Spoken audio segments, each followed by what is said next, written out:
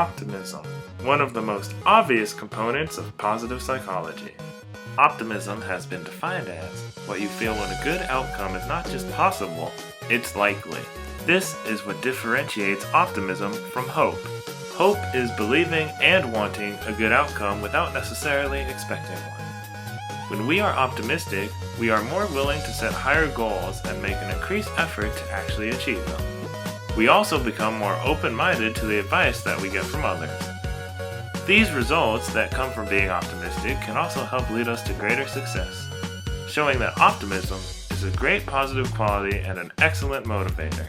There are plenty of optimistic characters in nerdy media, but the character I'm going to start with is Agent Phil Coulson from the Marvel Cinematic Universe. Even I don't know what it does. You want to find out? Despite all of the crazy people and things that he's dealt with, including an alien invasion and losing his hand, among other things, he still holds on to the belief that people are inherently good overall. Phil has been described as Nick Fury's one good eye, and his positive outlook on life seems to be greatly appreciated by his co-workers. So much so that they had to make sure to work hard to bring him back after he supposedly died in the Avengers, and also give him a TV show. Exclusively on the television side of optimism, Uncle Iroh from Avatar: The Last Airbender is who always comes to mind for me. A moment of quiet is good for your mental well-being. Even though his son died in battle, even though his power-hungry brother exiled him for being defeated, and even though his honor-obsessed nephew that he goes on adventures with treats him like crap in the beginning, he still remains as calm and as cheerful as ever. Iroh doesn't sweat the small stuff, or really anything for that matter. He just sticks to relaxing, drinking his tea, and spreading his wisdom when he feels it's needed. From the live-action side of TV, we have Hiro Nakamura from the series Heroes. Even before he realizes he has the power of time manipulation, Hiro is a really optimistic nerd, believing that he is destined for greater things than a stereotypical Japanese office job, even if he is a little bit unrealistic. Over the course of the series, we see Hiro become more serious and determined, yet his optimism remains due to his strong sense of purpose. An optimistic video game character that comes to mind would be Sora, one of the main characters from the Kingdom Hearts series. I'm gonna get out and learn what's out there. Despite not being able to find his friends after being separated from them, he remains optimistic that he'll find them eventually, no matter how many new worlds he has to go through and explore, or how many Heartless he has to fight. I mean, this kid has to face multiple realities, all with different rules, yet he keeps on smiling, and I mean, this guy smiles a lot. Even when he finds out that his best friend Riku has been manipulated by dark forces, he still remains optimistic as ever. This brings me to my next point. Optimism may be a positive quality, but has a negative side as well. Being blindly optimistic, or having optimism without real reason or logic, can be a real danger. If one is blindly optimistic, they are more likely to fail to achieve the desired results, or they may not take the necessary precautions that would help them prevent a negative outcome. A character like Sora is especially vulnerable to blind optimism, as he is naive with many of his choices, such as immediately trusting the majority of characters that he comes across. This causes him to be manipulated by different villains on several occasions. Sora, this is why Roxas should exist instead of you.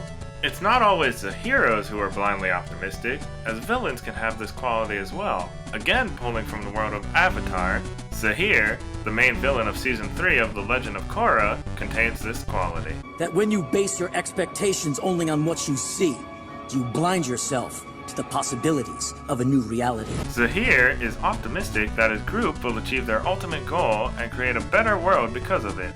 And although he does have some wisdom, he also believes that more people will automatically join his cause after all of the world leaders have been eliminated, despite his extreme methods. Although what he doesn't realize is that once the world's political system is eliminated, that doesn't mean that a utopia will just automatically pop up. I mean, if the world really worked that way, wouldn't somebody have already done it by now? My last example is Jaden Yuki from Yu-Gi-Oh! GX.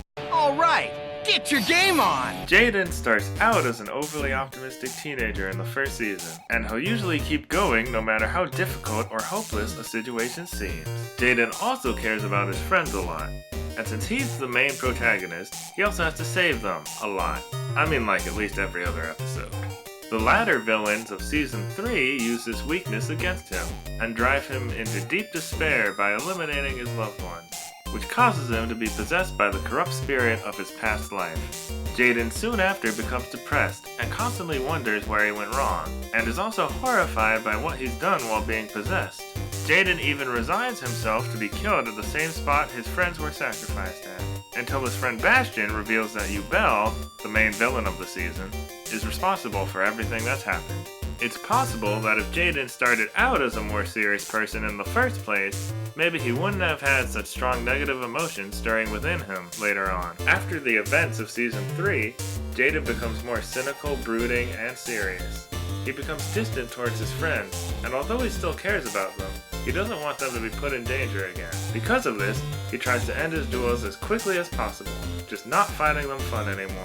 But by the end of this fourth and final season, his original personality starts to come back thanks to his friends and the true king of games, Yugimoto. By the time of the film Bonds Beyond Time, Jaden is fully acting like himself again, and can also shoot fireballs. It's not too hard to avoid the negative side of optimism, as long as you put time and effort into the smaller, simpler actions that will more realistically result in success. Take things one step at a time. So the lesson here is, it's good to be optimistic as long as there is some amount of logic involved. Just don't use your optimism blindly. Should be pretty understandable since it contains most of the word optic in it. One final note, if you increase the frequency of experiencing good outcomes, then your optimism is likely to increase as well. Optimism is definitely a quality that can help you nerd positively.